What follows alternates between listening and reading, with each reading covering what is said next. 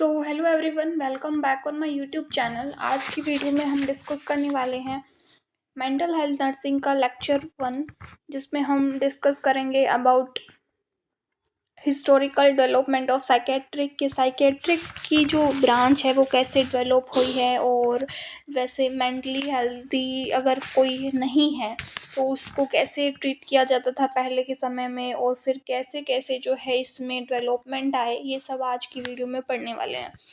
तो पहले बता दूं, जो मेंटल हेल्थ नर्सिंग है ये इसके अंदर कुछ हिस्टोरिकल डेवलपमेंट में कुछ पीरियड्स हैं। इसके अंदर टोटल 5 पीरियड्स को हम स्टडी करने वाले हैं। तो आज की वीडियो में हम सिर्फ हिस्टोरिकल डेवलपमेंट ऑफ साइकेट्रिक पढ़ने वाले हैं। तो चलिए देखते हैं। सबसे पहला पीरियड आता है period of persecution. Period of persecution का मतलब होता है शक या संदेह। शक करना या संदेह करना को हम परसिक्यूशन कहते हैं। अब होता क्या था पुराने ज़माने में, during this period it was assumed और परसिक्यूटेड दैट द जो मेंटली इल पर्सन होते हैं वो क्यों हो रहे हैं, किसी एविल या घोस्ट के कारण हो रहे हैं। जैसे मेंटली इल पर्सन होते थे ना पहले, तो लोग समझ नहीं पाते थे। जैसे अभी हमें कोई बीमारी हो जाती है, जैसे किसी को टीबी हो गई है, कुछ फीवर हो गया, तो हमको क्या है, ये बीमारियां हम मान लेते हैं क्योंकि ये हमारे पैथोलॉजी के कारण हो रही है। लेकिन जो दिमागी बीमारियां होती थी उसको लोग समझ नहीं पाते थे, कोई उसका ट्रीटमेंट अवेलेबल नहीं था, उनको पता नहीं होता था वो क्या होता है। तो उस समय में वो क्या सोच लेते थे कि जो मेंटल इलनेस है वो किसके द्वारा हो रही है, वो कोई भूत या प्रेत या कोई आत्मा उसके अंदर घुस गई है जो उससे ऐसा काम करवा रही है। तो मेंटली जो इल पर्सन होते थे उनको ऐसे समझ लिया जाता था कि ये तो बस एक किसी बुरे साये के कब्जे में है, या उनके ऊपर पूरा साया है, या उनके अंदर कोई आत्मा या भूत प्रेत घुस गया है, इस तरीके से उसको माना जाता था। तो उस टाइम पे क्या होता था, इन लोगों को दूर, अपने घरों से दूर क्या है रख दिया जाता था, और इनको क्या है आते जाते लोग पत्थर वगैरह मारते रहते थे, क्योंकि उन्हें था कि अब तो इनको इनको क्या है भूत ने पकड़ लिया या घोस्ट ने पकड़ लिया, अब इनकी डेथ होनी निश्चित ही है और आत्मा उसी से ही निकलेगी। तो ये उन पे इतना ज़्यादा ध्यान नहीं देते थे, और इस टाइम पे कोई ट्रीटमेंट भी अवेलेबल नहीं था, और उन जो मेंटली इल पर्सन होते थे उनको बहुत बुरी तरीके से क्या है ट्रीट किया जाता था उस समय। तो ये हो गया आपका पीरियड ऑफ परसिक्यूशन। ठीक है, उसके बाद हम सेकंड पीरियड पढ़ रहे हैं, period of segregation. Period of segregation का मतलब क्या है, देखो, जो मेंटली इल पर्सन है उसको एक असाइलम में रखा जाने लगा। असाइलम उस टाइम का मतलब हो गया कि अभी जैसे मैंने आपको बताया था पीरियड ऑफ परसिक्यूशन में घरों से दूर उनको जंगलों में जहाँ पे भी है रख दिया जाता था, और वहाँ पर आते जाते लोग उनको मारते रहते थे। अब क्या करा, इस पीरियड के दौरान लोगों ने सोचा कि इनके लिए कुछ ऐसी जगह तो बना देते हैं, कम से कम पीरियड ऑफ सेग्रीगेशन बना देते हैं जहाँ पर वो सारे एक साथ रह सके। आश्रय स्थल उसको कहा जाने लगा। तो जो पहला इसको नाम दिया गया वो क्या दिया गया, असाइलम दिया गया। ट्रीटमेंट तो अवेलेबल इस टाइम पे भी नहीं था, लेकिन फिर भी हमने उनको क्या किया, एक जगह पे इकट्ठा करना चालू कर दिया, उनको एक जगह रखना चालू कर दिया। तो क्वेश्चन आता है, बहुत बार ये क्वेश्चन पूछा गया है कि फर्स्ट जो असाइलम है वो इस्टेब्लिश कहाँ हुआ था। जो पहली बार असाइलम बना था वो था आपका इंग्लैंड में। एक ये क्वेश्चन आता भी है, आपके नोट सेट में भी आता है और वैसे भी आ सकता है। तो वो कौन सा असाइलम था, वो था बेथलम असाइलम। तो ये आपको हमेशा याद रखना है। ठीक है, तो अभी हमने दो चीज़ें पढ़ ली। हमने क्या क्या पढ़ लिया, हमने पढ़ लिया period of persecution and period of segregation. लेकिन इस टाइम पे भी ट्रीटमेंट क्या है अवेलेबल नहीं है। अब हम थर्ड पीरियड की बात करेंगे। थर्ड पीरियड जो है उसका नाम क्या है, पीरियड ऑफ ह्यूमैनिटेरियन। ह्यूमैनिटेरियन का मतलब हो गया कि हम लोग जो हैं वो क्या है, इंसानियत है, इंसानियत के प्रति क्या है हमारा कुछ मतलब वो है, इंसानियत के नाते हमारा कुछ कर्तव्य होता है। ऐसे थोड़ी ना किसी को भी मारने लग जाओ पत्थर वगैरह। तो इस टाइम पे क्या होता है, जो फिजिशियन है या डॉक्टर है, वो जो मेंटली इल पर्सन है जिनको इस तरीके से व्यवहार कर रहे हैं उनके अंदर उन्होंने इंटरेस्ट लेना चालू कर दिया, और उन्होंने कहा भाई इनकी बेसिक नीड तो पूरी कर दो, ऐसे कुछ नहीं होता है। थोड़ा बहुत समझाया और उनके बेसिक नीड इस समय पे पूरी करने हुए, मतलब खाना पीना, रोटी सब्जी, ये सब जो भी था वो उनको अवेलेबल होने लगा। तो उस टाइम पर भी इन पे एक्सपेरिमेंट्स ही करते थे ये लोग, पता नहीं था कि ये क्यों हो रहा है, किस कारण से हो रहा है, और ट्रीटमेंट इस समय पे भी क्या है, उपलब्ध नहीं था। तो ये बहुत पुराने समय से जो है, आपको पता है मेंटली जो इलनेस है वो चली आ रही है। तो थर्ड जो पीरियड है वो पीरियड ऑफ ह्यूमैनिटेरियन हो गया। पहला हमने क्या पढ़ा था, period of persecution, then period of segregation and period of humanitarian. Okay, अब हम पढ़ते हैं फोर्थ पीरियड, जिसको मोस्ट इम्पोर्टेंट पीरियड के नाम से हम जान रहे हैं। और ये इम्पोर्टेंट इसीलिए है क्योंकि इसी टाइम पर जो है आपके बहुत सारे जो साइंटिफिक मेथड्स हैं इसको सही करने के लिए ये सब काम में आने लगे। तो सबसे पहले आते हैं आपके साइंटिस्ट, जिसको हम बोल सकते हैं, या फिर जो साइकेट्रिस्ट वगैरह होते हैं, वो उस टाइम पर इतने थे नहीं। देखो, उनका नाम था, फर्स्ट टाइम पे जो थे वो गॉटलेब थे। उन्होंने 1880 के अंदर सबसे पहले क्या करे, साइको सर्जरी करी। इनको पता चला कि जैसे जो मेंटली इल पर्सन है, जो मेंटली इल है ना, उन्होंने ऐसे किया कि उनको पता चला कि इनके इस दिमाग में या इस हिस्से में कुछ कमी है या फिर कुछ हुआ है। तो उन्होंने क्या करा, सर्जरी से वो हिस्सा रिमूव कर दिया। और फिर देखा कि कुछ मरीज जो थे वो सही हो गए। क्या हो गया, कुछ मरीज जो थे, कुछ जो पेशेंट्स थे वो क्या होने लगे, सही होने लगे। तो उनको लगा हाँ, हम सर्जरी कर सकते हैं, और जो डैमेज पार्ट है या जो भी ब्रेन का पार्ट है वो खराब हुआ है उसको निकाल देंगे। तो उनके अकॉर्डिंग जो है उन्होंने साइको सर्जरी करी। लेकिन बाद में क्या आने लगे, बहुत सारे ऐसे पेशेंट्स होने लगे जिनकी डेथ हो जाती थी, या फिर वो आगे जाके मतलब कि उन्हें कोई और तरीके की मेंटल इलनेस स्टार्ट हो गई है। तो ये जो इनका तरीका था, भाई ऐसे कौन करता है, डैमेज पार्ट हमें कैसे पता होगा, क्योंकि मेंटली इल पर्सन का बारे में इतनी ज़्यादा किसी ने क्या नहीं करी थी, ऐसे खोज की नहीं थी उस रिलेटेड के मेंटल इलनेस क्या है, या फिर मेंटल इल जो है उनको ट्रीट किस तरीके से किया जाता है।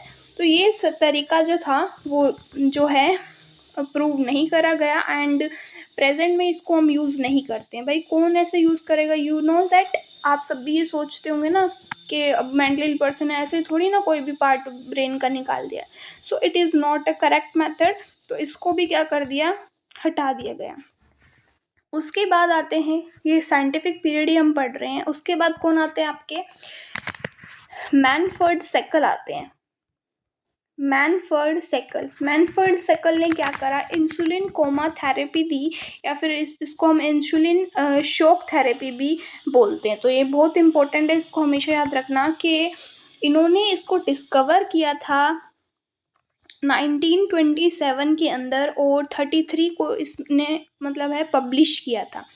अब इस थेरेपी के दौरान उन्होंने क्या किया, जो भी ऐसे वॉयलेंट पेशेंट होते थे, उग्रसिव थे, मतलब उनको क्या है बहुत ज़्यादा मतलब वॉयलेंट जो है नेचर उनका था, तो उन्होंने क्या करना स्टार्ट करा, उन्होंने जो भी ऐसे वॉयलेंट पेशेंट्स हैं उनको उन्होंने क्या दिया, लार्ज डोज ऑफ इंसुलिन दे दिया।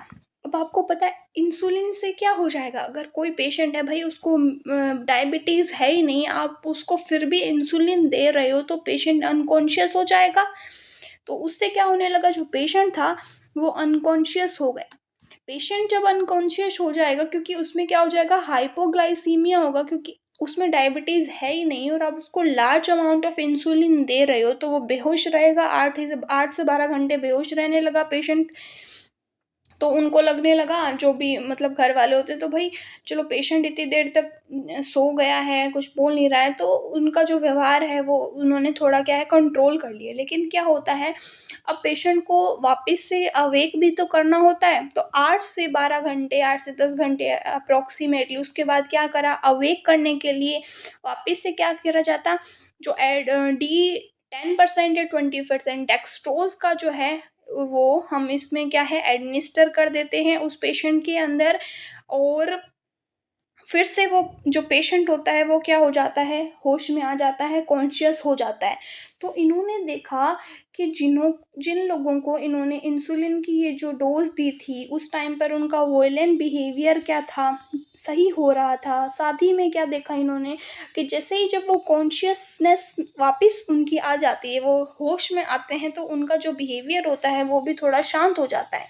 ठीक है, तो इनको ऐसे लगा कि वो जो पेशेंट है वो सही हो रहे हैं, लेकिन थोड़े टाइम बाद में इसके भी बहुत सारे साइड इफ़ेक्ट्स देखने को मिले, इसलिए ये भी एट प्रेज़ेंट हम यूज़ नहीं करते। अब जिसको इंसुलिन थेरेपी हम दे रहे हैं, भई उसे डायबिटीज़ है ही नहीं, तो हम उसे इंसुलिन क्यों दें? तो बहुत सारे जो पेशेंट की डेथ भी हो गई थी इस चक्कर में आगे, लेकिन इसका कोई भी उपयोग एट प्रेज़ेंट नहीं लिया जाता है। तो साइंटिफिक पीरियड में हमने 2 साइंटिस्ट का पढ़ा था। फर्स्ट आपके कौन थे? गॉटलेट थे, जो कि 1880 के अंदर इन्होंने दिया था आपका, जो मैंने आपको बताया था साइको सर्जरी, ठीक है, ये 1880 में दिए थे। और सेकंड हमारे कौन है? ये हमारे इंसुलिन कोमा थेरेपी देने वाले हैं मैनफर्ड सेकल। तो क्वेश्चन हमेशा याद रखना, मैनफर्ड सेकल ने इंसुलिन कोमा थेरेपी दी थी, एट प्रेजेंट इसको हम यूज़ में नहीं लेते हैं। ये क्वेश्चन एग्जाम में पूछा जाता है। उसके बाद 1938 के अंदर आपके आए ह्यूगो सरलेटी और ल्यूसिनो बेनी। ये मोस्ट इम्पॉर्टेंट एरा है, इसको आपको हमेशा याद रखना चाहिए, और इनका जो है बहुत महत्वपूर्ण योगदान रहा साइकेट्रिक फील्ड में, तो ये हमेशा आपको याद रखना है। देखो 1930 के अंदर ह्यूगो सरलेटी और ल्यूसिनो बेनी ये क्या कर रहे थे? ये मेंटल स्टेटस एग्जामिनेशन चेक कर रहे थे कुछ पेशेंट्स का। जैसे उनके पास 4 से 5 या 10 पेशेंट उन्होंने रखे, तो उन्होंने ऑब्जर्व किया कि इनमें से कुछ मरीज जो है उनको फिट्स आते हैं, मतलब उनको मिर्गी के दौरे आते हैं, कन्वल्सन्स आ रहे हैं। तो उन्होंने क्या किया, उनका मेंटल स्टेटस एग्जामिनेशन करा, जो मेंटली इल पर्सन थे।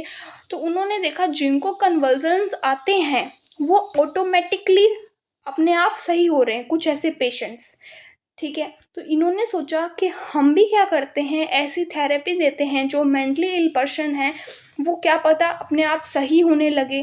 क्योंकि इन्होंने ऐसे देखा था पेशेंट्स में कि जिनको कन्वर्जन्स आ रहे हैं अपने आप वो सही हो रहे हैं। तो इन्होंने क्या बनाया, इलेक्ट्रिक शॉक थेरेपी बनाई।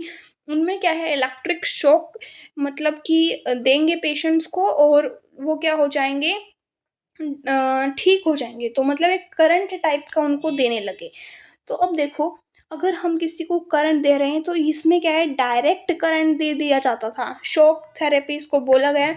तो उस टाइम पर जो है डायरेक्टली हम अगर उस किसी को पेशेंट्स को दे रहे हैं तो होता क्या है, हम इसमें शॉक तो दे ही नहीं रहे, हम उनमें कन्वर्जन्स पैदा कर रहे हैं उनमें, ताकि दौरे पड़े। एज ए जैसे कन्वर्जन्स में दौरे पड़ते हैं, वैसे ही ईसीटी, अब तो इसका नाम ईएसटी से हटा करके ईसीटी हो गया है, लेकिन उस टाइम पर इन्होंने इलेक्ट्रिक शॉक थेरेपी दिया था। बट इस नाम के ऊपर क्या आ गया फिर, इस नाम के ऊपर विवाद होने लगे कि इसमें तो हम शॉक दे ही नहीं रहे हैं। तो अब ये किस नाम से जानी जाती है, इलेक्ट्रो कन्वर्जन थेरेपी। तो इलेक्ट्रो मतलब इलेक्ट्रिसिटी के दौरान हम उनको कन्वर्जन्स प्रोवाइड कर रहे हैं, ताकि उनके दिमाग में अगर कुछ गड़बड़ी है तो वो सही हो।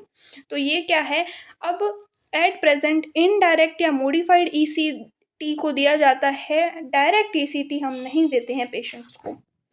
तो ये इम्पॉर्टेंट चीज़ें हमने देखी। साथ ही में एक ऐसी ड्रग भी आई जिसको बोला है क्लोरोप्रोमाज़िन। तो ये जो सीपीजेड, ये एक पहली एंटीसाइकोटिक ड्रग थी जिसको डिस्कवर किया गया था 1952 के अंदर। तो ये क्वेश्चन आपके बहुत इंपॉर्टेंट रखते हैं। तो अभी जितना भी हमने पढ़ा उसमें सबसे इम्पोर्टेंट कौन आए हैं, ह्यूगो सरलेटी एंड ल्यूसिनो बेनी। ओके, तो ये जो दो हम बोलेंगे इम्पॉर्टेंट योगदान दिया है साइकेट्रिक के फील्ड में। और ईसीटी तो अब सभी एज नो जानते ही हो। तो नेक्स्ट जो है हमारा वो है आपका treatment aspect of mentally ill person. At present हम कौन से ट्रीटमेंट्स अवेलेबल हैं साइकेट्रिक के फील्ड में। तो सबसे पहले हो गया आपका ईसीटी, साइकोफार्माकोलॉजी एंड साइकोथेरेपी हम देते हैं। तो 3 चीज़ें आपको हमेशा याद रखनी है, ये क्वेश्चन आता है तो इम्पॉर्टेंट है, आप इसको नोट कर लेना। ECT, psychopharmacology and psychotherapy, these are the most important aspects of the mentally ill person treatment. Okay, फिर लास्ट वन है आपका पीरियड ऑफ प्रिवेंशन। अभी जो लास्ट चलता है, एट प्रेजेंट हम क्या करते हैं, मेन फोकस करते हैं कि कैसे जो डिसऑर्डर से प्रिवेंट करा जा सके। ओके, तो ये 3 से 4 जो आपके 5 आपके जो थे हिस्टोरिकल डेवलपमेंट जो पीरियड्स हैं साइकेट्रिक के, वो यहाँ पर कंप्लीट होते हैं। तो फर्स्ट हमने क्या पढ़ा था, सबसे पहले हमने पढ़ा था परसिक्यूशन का, थर्ड वन ये है, फोर्थ ये रहा फर्स्ट। तो फर्स्ट था आपका पीरियड ऑफ परसिक्यूशन। उसमें क्या मान लिया जाता था कि जो कोई घोस्ट है, एविल है, उनके कारण ही क्या हो रहा है कि लोगों में आ रहा है। तो उस टाइम पे भी ट्रीटमेंट अवेलेबल नहीं था। फिर पीरियड ऑफ सेग्रीगेशन आया, जिसमें हमने क्या करा, उन लोगों को एक जगह सेग्रीगेट करना चालू कर दिया, असाइलम्स बना दिए। और असाइलम, जो पहला असाइलम बना था वो कौन सा था, बेथलम असाइलम, इंग्लैंड में। उसके बाद आया पीरियड ऑफ ह्यूमैनिटेरियन, जो कि फिजिशियन और डॉक्टर जो थे वो इंटरेस्ट लेने लगे, उनकी बेसिक नीड्स को पूरा करने लगे, उन पे एक्सपेरिमेंट्स करने लगे, लेकिन ट्रीटमेंट अवेलेबल नहीं था।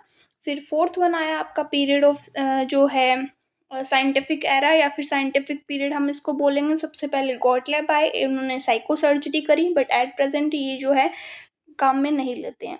फिर आया हमारे कौन, इंसुलिन कोमा थेरेपी देने वाले जो थे मैनफर्ड सेकल, जिन्होंने 1927 में इसको क्या किया था, डिस्कवर किया था, ये हमेशा याद रखना, और 1933 में पब्लिश किया था। तो वो कौन थे हमारे साइंटिफिक पीरियड के अंदर जो है फर्स्ट हम बोल सकते थेरेपी जो आई थी।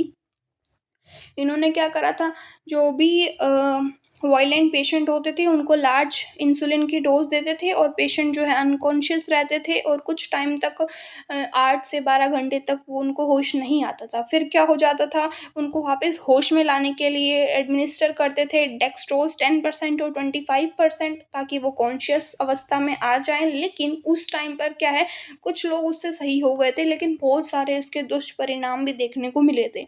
तो ये आपके थे इंसुलिन कोमा थेरेपी, इसको भी अब हम यूज़ में नहीं लेते हैं। फिर हमारे जो मेन आए वो कौन थे, यूगो सरलेटी एंड ल्यूसिनो बेनी। इन्होंने जो है कुछ लोगों के ऊपर एग्जामिनेशंस किए, मेंटल स्टेटस एग्जामिनेशन करे मेंटली इल पेशेंट्स पे। उन्होंने देखा भाई कुछ लोगों में कन्वर्जन्स आते हैं, अपने आप ही आ रहे थे, उनको फिट्स आ रहे थे। तो फिट्स आने से उन्हें पता चला कि इनमें तो इम्प्रूवमेंट हो रहा है, मेंटली जो बिहेवियर हो वो सही हो रहे हैं। तो उन्होंने सोचा जो मेंटली इल पेशेंट्स हैं उनको भी हम ये ट्रीटमेंट दे के देखते हैं, लेकिन इलेक्ट्रिसिटी से। तो उन्होंने उस टाइम पे जो डायरेक्ट इलेक्ट्रिसिटी का यूज़ किया था, लेकिन अब हम क्या करते हैं, इनडायरेक्ट और मॉडिफाइड ईसीटी का यूज़ करते हैं। उस टाइम पे नाम दिया गया था इलेक्ट्रिक शॉक थेरेपी, बट अभी जो उसका नाम है वो है इलेक्ट्रिक कन्वर्जन या इलेक्ट्रो कन्वर्जन थेरेपी। तो एट प्रेजेंट हम इसको यूज़ में लेते हैं। और जो ड्रग सबसे पहले एंटीसाइकोटिक ड्रग आई थी वो 1952 के अंदर आई थी, दैट इज सीपीजेड क्लोराप्रोमाजीन। तो ये आपको हमेशा याद रखना है। एंड लास्ट वन जो है हमारा, हमने पढ़ा था कि period of prevention. Eight present हम किस पे फोकस करते हैं, पीरियड ऑफ प्रिवेंशन पर, या कि जो डिसऑर्डर्स हैं उसको पहले से ही प्रिवेंट करा जा सके। तो ये आपके 5 यहाँ पे जो पीरियड्स हैं, जो हिस्टोरिकल डेवलपमेंट है वो कंप्लीट होते हैं। नेक्स्ट वीडियो में हम milestone in the field of psychiatric nursing पढ़ने वाले हैं। तो जिसने भी ये लेक्चर्स देखना स्टार्ट करे हैं वो लाइन वाइज जुड़ते रहिएगा, आपको साइकेट्री पूरी इसमें मैं कंप्लीट करवाऊंगी। So thank you so much, मिलते हैं नेक्स्ट लेक्चर में। Like, subscribe and share my YouTube channel.